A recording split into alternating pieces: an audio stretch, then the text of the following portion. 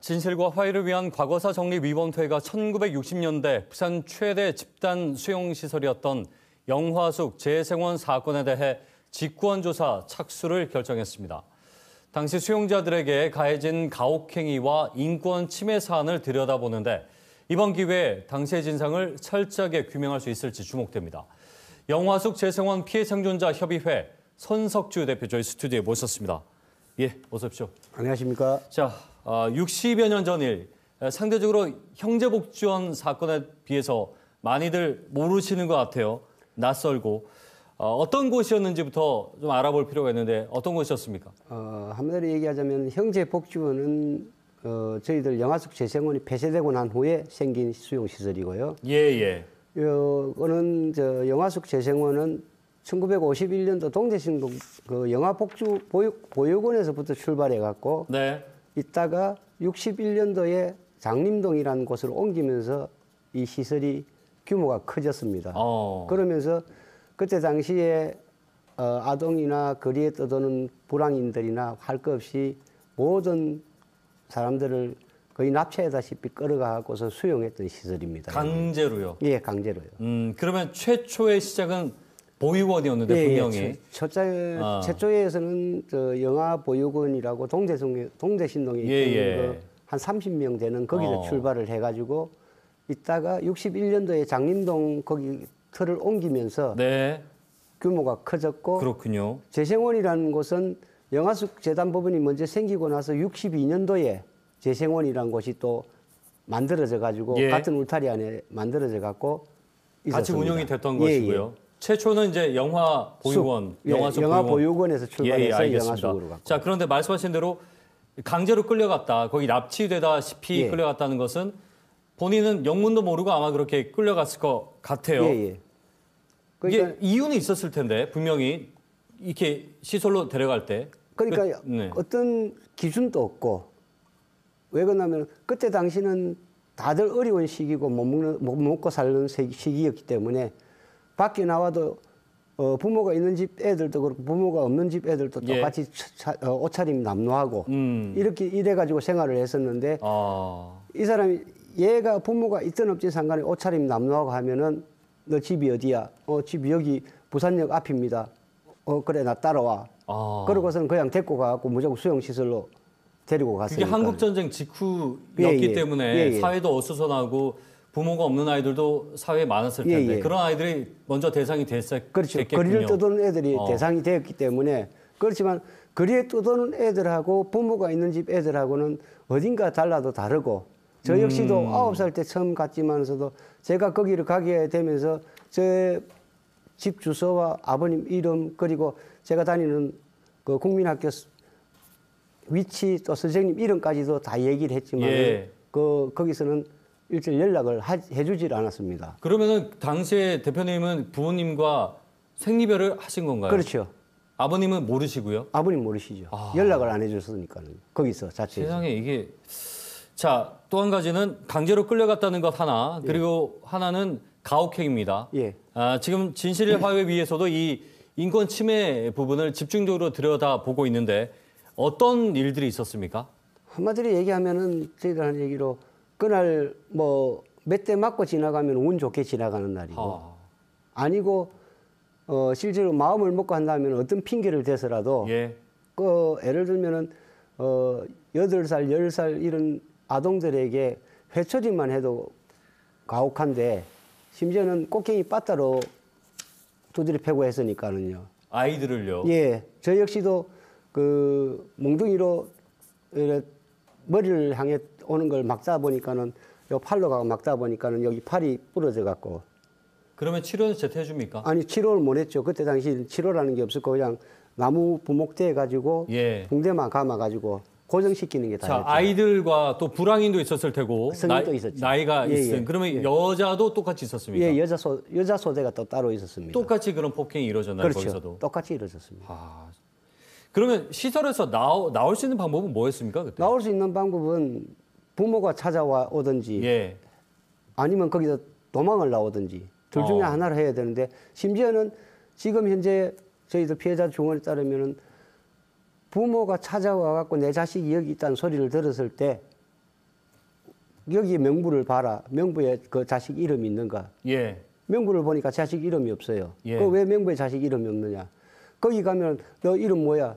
예, 손석주입니다. 너 내일부터 송기석이야. 이름을 바꿔버리니까 예, 이름을 확인이 안 자체를 되는 거예요. 바꿔버립니다. 아내 내부를 아이를 찾게끔 보여주거나 그렇지도 그렇지 않았고요. 않죠.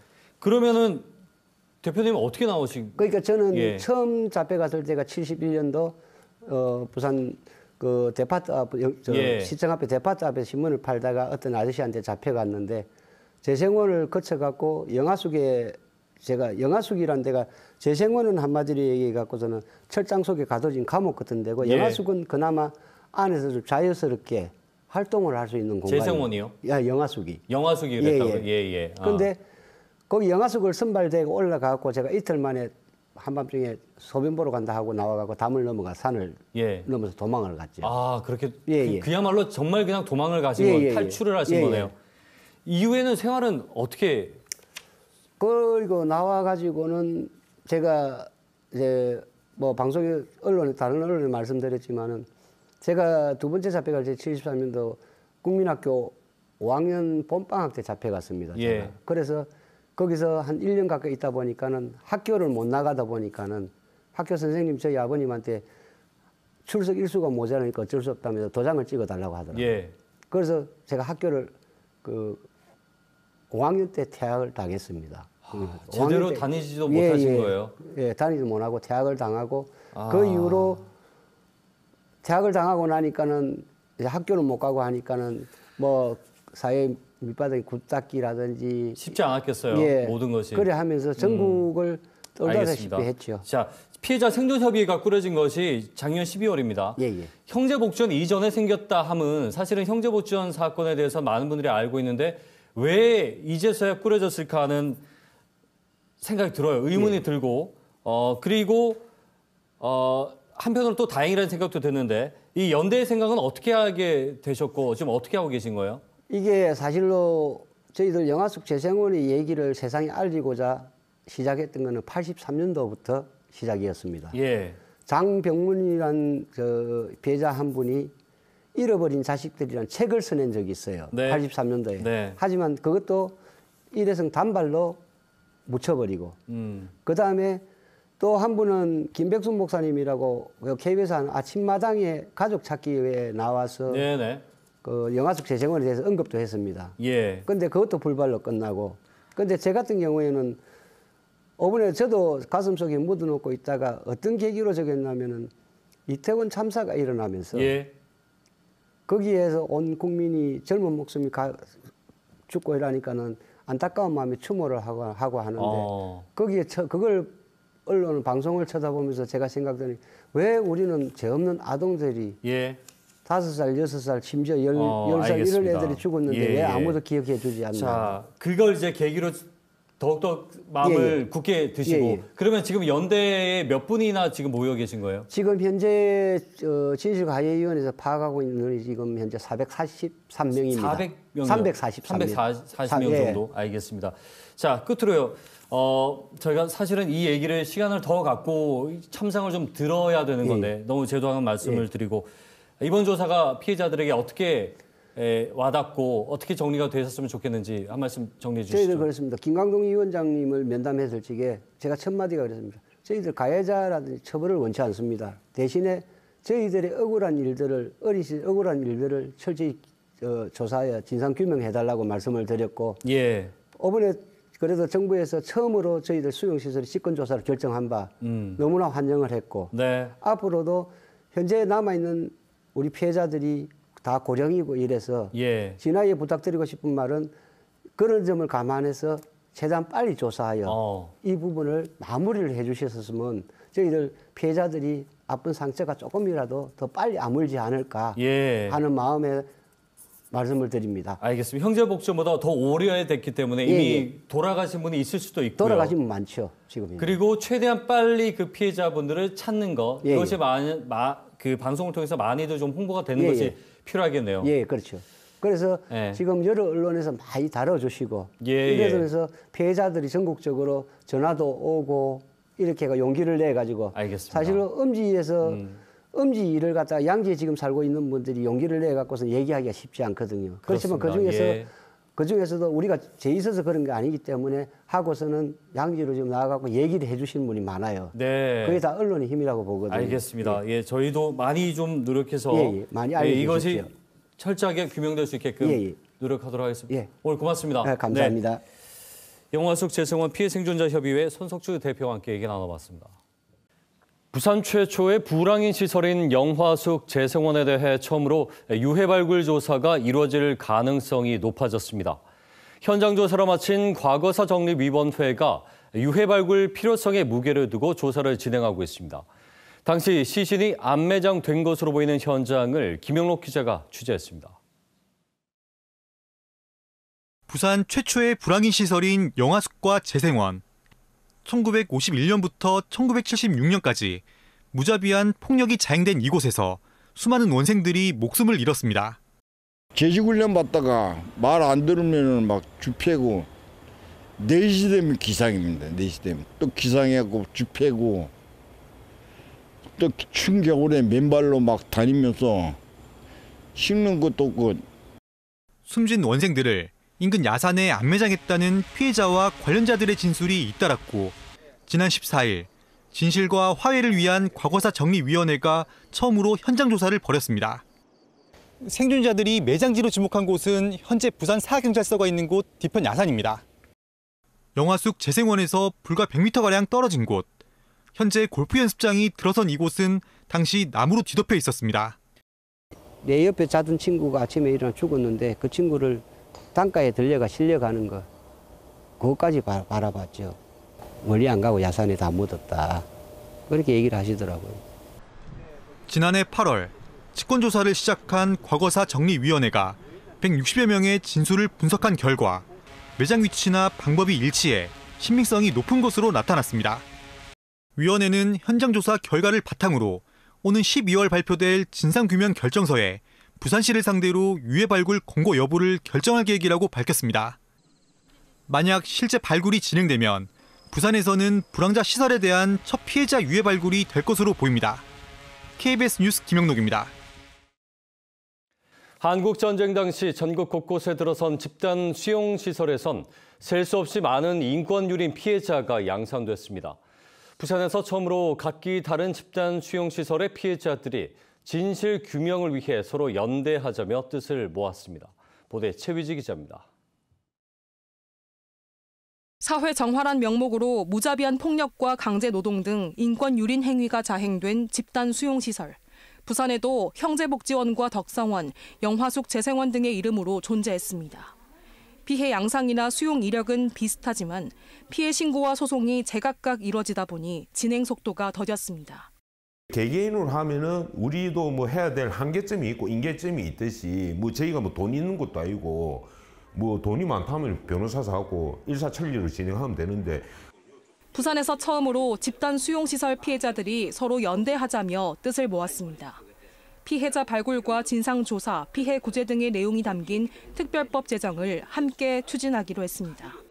예를 들어 갖고서 우리가 10개 단체, 20개 단체에 같이 가서 자, 우리 피해자들이 이렇게 해갖고서는 이만큼 있다. 이거 어떻게 할래? 하면은 그쪽에 대하는 게 틀릴 수밖에 없죠. 제2기 진실화해를 위한 과거사 정리위원회 활동이 내년 5월 종료를 앞둔 상황.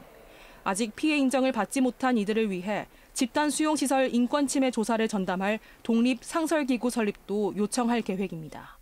이를 어떻게 정할 것인가가 좀 논의가 필요한데 어쨌든 좀 진화의 자체를 전국의 집단 수용시설 인권 침해에 관한 진화를 이렇게 해서 조사 자체는 전국적으로 할 수 있도록. 피해자들은 전국에 흩어진 집단 수용시설 피해자들과도 힘을 모아나갈 예정입니다. KBS 뉴스 최위지입니다. 형제복지원에 가려 상대적으로 잘 알려지지 않았던 부산 최초의 불황인 수용시설 영화숙 재생원의 실태가 반세기 만에 드러났었죠. 과거사 정립위원회 조사 결과 이 영화숙 재생원에서 강제노역은 물론 구타와 성폭력, 또 안매장까지 있었던 것으로 드러났습니다. 과거사 정립위원회는 국가에 공식 사과 등을 권고했습니다. 보도에 김영록 기자입니다. 1951년부터 20년 넘게 운영된 부산 첫 불황인 시설 영화숙과 재생원. 무자비한 폭력이 자행된 이곳에서 수많은 원생이 목숨을 잃은 것으로 전해졌습니다. 진실과 화해를 위한 과거사 정리위원회가 직권조사를 결정한 이후 1년 6개월여 만에 결과를 발표했습니다. 과거사 정리위는 조사 대상 181명이 강제노역과 구타, 성폭력 등 중대한 인권침해를 당한 것으로 판단했습니다. 특히 사망한 원생 시신을 주변 야산에 안매장한 사실도 확인했습니다. 야산에 안매장했던 진술을 다수 확보했습니다. 직접 시신을 안매장한 것을 목격한 사람은 24명, 안매장 현장에 직접 동원해서 안매장한 원생도 피해자분도 7분이. 과거사 정리위는 조사 결과를 토대로 국가의 공식 사과, 시신 안매장 추정 지역의 유해 발굴 등을 권고했습니다. 영화숙 재생원 피해자들은 위원회 조사 결과에 대해 환영의 뜻을 밝혔습니다. 먼저 떠나간 영화숙 친구들을 생각하면 가슴이 저립니다. 함께하지 못한 것이 애통하지만 그분들의 목까지 우리가 남은 삶을 잘 살아가길 간절히 바랍니다. 부산시는 형제복지원 피해자들의 준해, 영화숙 재생원 피해자들도 지원하기로 했습니다. 피해자 본인 및 유족에게 위로금 1회 한 해 500만 원, 피해자 본인에게 생활안정지원금 월 20만 원씩 지원하고 의료비도 피해자 본인에게. 다만 부산시는 공식 사과와 사망자 유해 발굴 등은 정부와 함께 논의하고 조치하겠다고 밝혔습니다. KBS 뉴스 김영록입니다.